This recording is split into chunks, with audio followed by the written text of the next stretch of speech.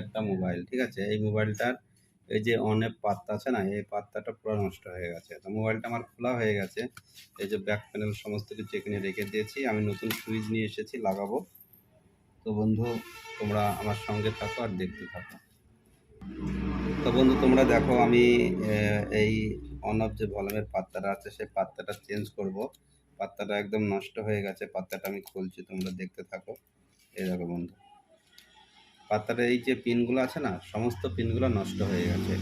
এই পিনগুলো নষ্ট হয়ে যাওয়ার কারণে আর কাজ হচ্ছে না। সেই জন্য আমি এখানে একটা নতুন পাত্তা নিয়ে এসেছি, নতুন পাত্তাটা আমি লাগিয়ে দেবো। এই যে নতুন পাত্তা নিয়ে এসেছি।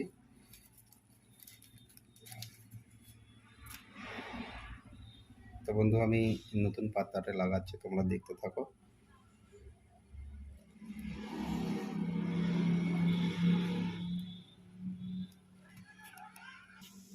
তো বন্ধু দেখো, পাত্তাটা আমার লাগানো হয়ে গেছে। এবার আমি একটু আঠা দিয়ে দিলাম, দিয়ে পাত্তাটা একদম ঠিক ঠিক জায়গায় বসিয়ে দিলাম।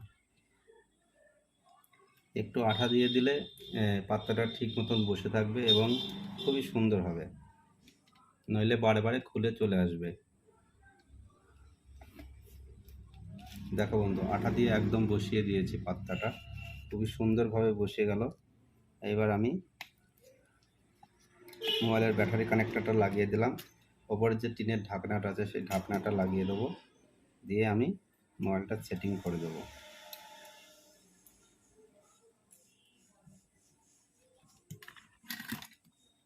স্ক্রুগুলো টাইট করে দিতে হবে।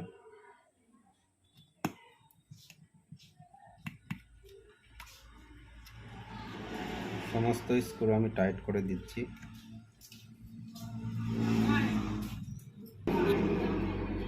এবার আমি পিছনে যে ঢাকনাটা আছে সেই ঢাকনাটা লাগিয়ে দিচ্ছি।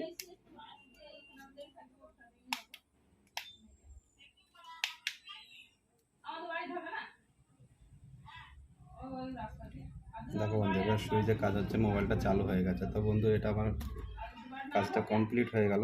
আমার এই ভিডিওটা যদি ভালো লেগে থাকে তাহলে সবাই লাইক কমেন্ট শেয়ার করো। সকলের কাছে বাই।